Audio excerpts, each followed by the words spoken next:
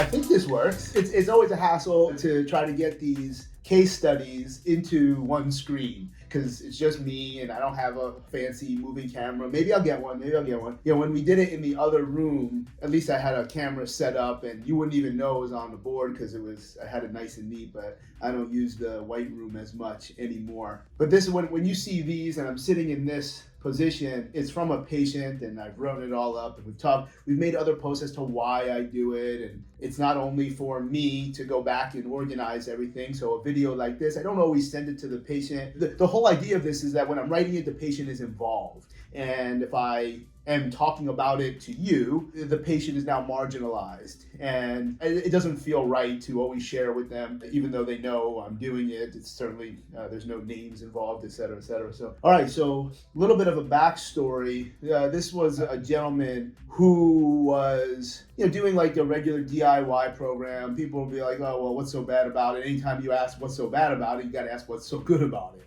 Just a random, better than poor organization of a bunch of decent exercises for a total stranger. I don't understand it. I don't know why people value these things. I certainly understand they value the entity where it's coming from. I think I understand that, but I don't understand, how people think like, hey, can I get a program? But I don't know anything about you. I think a lot of times those programs people make, I like making a lot of money. I got to get wrestling shirts. I got to get to Disney. I'm good with making money. It's the pillow that I have to sleep on that will decide the ethics and morals of which I try to ask people for money. So I don't get upset about that. What I don't enjoy discussing, because it's really a part of this, is their marketing strategy doesn't seem to include when the people get destroyed. And there's a lot of training programs, whether it's online DIY or commercial entities, where people get hurt a lot. And that's almost part of the allure, which is bizarre. So, doing nonsense. It's not like, I don't know, back in the day when you're holding 600 pounds over your face, there's a significant risk, and I would not challenge if somebody said that was stupid. But I don't think, powerlifting gyms don't share that people can get hurt. That's stupid. No one would ever market people failing at their program. Yeah, I know, because that's not truthful, that's not transparent, and those are some things that are really, really important to me, and because now I have to fix it. And I have to, do my thing, which obviously I love doing, except sometimes it's not always a happy situation when I not only have to explain why am I correct, but also why their decision was wrong. That wasn't really a part of this one. The individual, he knew, he understand, and we're gonna fix it. I didn't really have to get too much into decisions that got me here. Say, hey, look, we're from here, we're gonna move forward, and we'll get it figured out. All right. Sent me a long laundry list of individual, just say, impairments, if we're gonna go back to OP school language. And it was like, it really boiled down to two pieces. It boiled down to, his low back and hips, tight and achy, foam roll doesn't work. He had foot cramps. He wrote that twice, but I kind of put that there, even though I didn't really know exactly what that was or if it even was a cramp. He was saying something didn't feel right in his foot. And then the big one was the shoulder, the pec, can't feel his pec when he's training, and lots of other symptoms collateral to the upper quarters, both, even though it was only the right side that the pec was. So when I first talked to him, I said, we should, before you make a significant commitment to work with me, and in this case, it was going to be travel related. We put together a 3-hour session to create some deliverables and then decide what to do next, where I would refer him possibly to somebody else. That could have been his option to begin with as well. He did want to do, I don't put any pressure because I don't enjoy people spending a whole lot of money to find out I can't help it. That is why we talked about the MRI. And the MRI was very interesting. It basically, the language in the radiology report was less direct than I'm not going to say should be, but they usually is. They were using words like possible, which is not always a clear term that you'll see in radiology. But it was a stress fracture of the surgical neck of the humerus. And a very mild, you even call it a stress reaction, probably not even a stress fracture. Because he handed me the MRI and I had seen it earlier and we just talked about it just to take some of the edge off. Because remember, somebody that sends you a laundry list of like 30 different impairments, they're wound up, man. They're confused, they're anxious, they're wound up. There's gonna be a significant biopsychosocial component to this, as there always is. Maybe not significant, but obviously everything is everything. And that means anything can work, by the way. If anything's anything, then then anything can work. So you decide what treatments you think work, not somebody else that doesn't like what you're doing. Anyway, if your body is picking up some kind of sensation in this general area and you didn't have a fall, he had a car accident years ago, I can't imagine how this could still be a thing. Yeah, so you're telling me the pec, well, the pec attaches very close to where there's a signal on the MRI.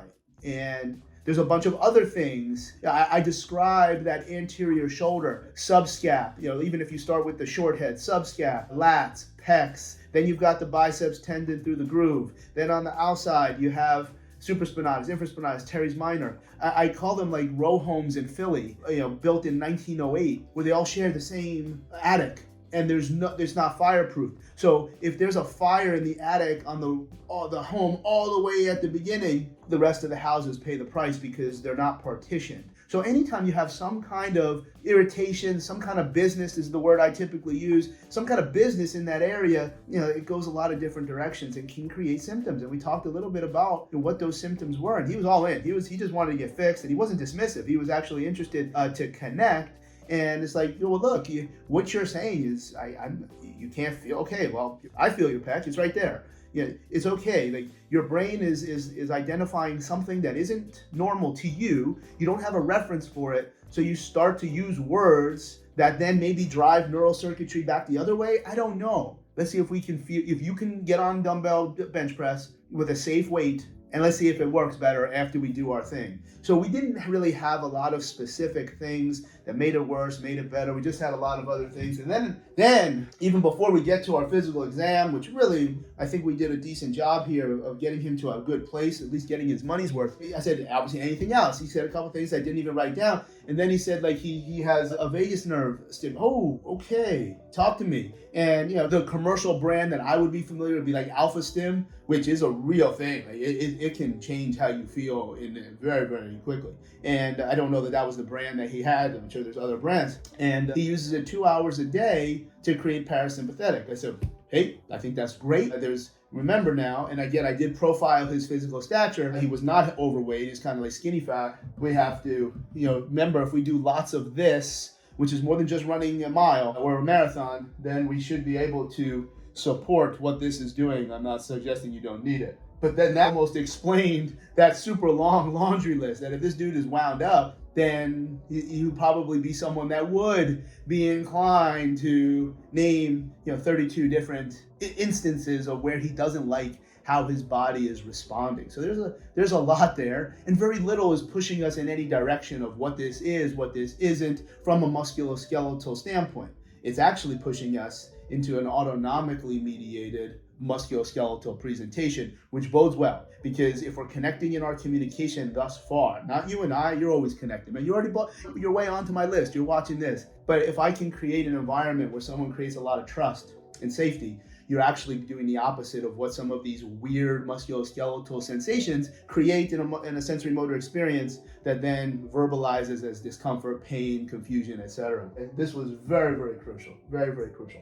All right, let's take a look at our physical exam. Okay, so he could touch his toes just fine. Remember, a smiley face is if you can do it and there's no problem. A regular face is if you can not do it but you have no pain. And then a sad face is that I don't care how you can do it, it's pain. Of course, we do know FN, DN, etc. There'd be 4 categories. I'm not going to use those words because they're a little bit more exclusive. I think there's a disarming, and we talked about this in the past on Instagram, of why I use the smiley faces. It's not some visual anagram. It's a way for me to communicate to you that we're not going to use big words. We're on equal playing field. You're going to understand everything that I understand. I'm just going to know what to do about it. Okay, when we go to a backward bend, this is where he calls it QL because it's here. Okay, so it's on his left side. And when we deloaded the left leg, it felt better, it didn't go away. All right, I said there's some kind of construct here on this left side. A rotation, we saw the same. When you deload the left side, left rotation. So I said, hey, look, all we know is somewhere from your pelvis, your SI. If it's the SI, we got to talk about L5. Then the knee, all the soft tissue in between, the ankle, the toes even, are somehow linking to this sensory motor experience. I don't know, something's wrong, torn, deviant, etc. Something in that area is going to give us a clue on how we can change really what his main concern here was, this left-sided business. Interesting that His ability to stand on his left foot was, the south side of miserable, like all over the place, almost to the point that we should check vestibular, not concerned with vestibular because the right side he was a rock. Vestibular issues do not know the difference between right and left.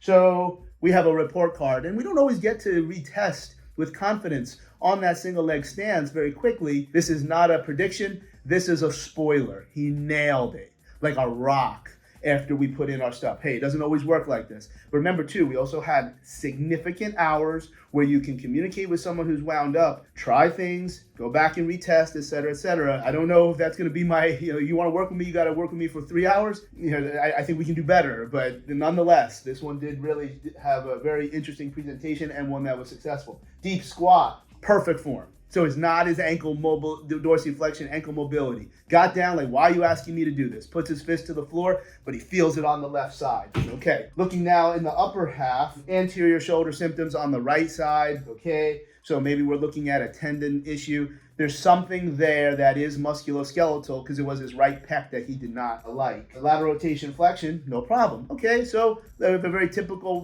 what you see in throwing athletes, this is not this case, but a lot of times you're going to see medial rotation extension be limited, but lateral rotation flexion and not limited. Cervical, no problems. All right, so this is something very, very isolated, but we did have the left rotation piece, right side. This is a puzzle. We just got to try to start putting the puzzle together. And what did we see? So when we did start to look at things first, even though he was able to touch his toes, the first thing we ever do, anything when it's not crystal clear, I go to neurodynamics, and right off the bat, level 2 tensioner, it feels a little bit better. Do it again. Feel a little bit better. Do it again. That is not a correct way to do something for treatment. But for our purposes, I'm just using this as an evaluation to see if we can continue to create a result. So neurodynamic tensioner, and then we start to see that, and we are doing that on the left side, and then we saw very significant fibers on the left side. That also improved. If it was truly stiff or something closer to fibrotic, it's not going to change immediately. It's difficult to say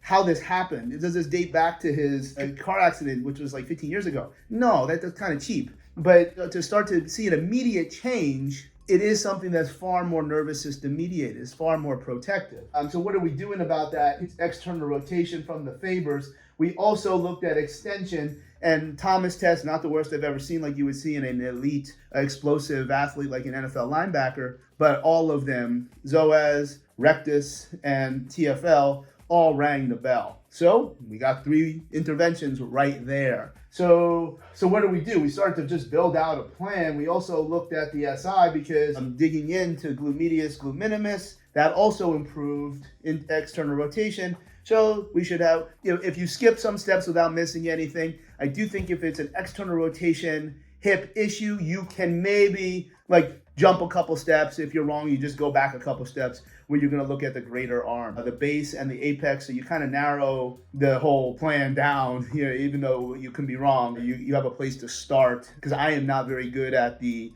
evaluation pieces. So you start to, when you do feel you nail the evaluation, you can start to skip some steps and maybe not miss anything. Clearly, when you have the greater arm, you have L5S1. And it turned out that was, it improved everything. His backward bend went better. He twisted without pain. He squatted without pain. So his exercise plan that I have not put together yet in narrative, breathing with intra-abdominal pressure, Zoas mobilization, RecFem, TFL, we're speaking to the Thomas test, hip external rotation, LDOA, to speak to this, something that should change quickly.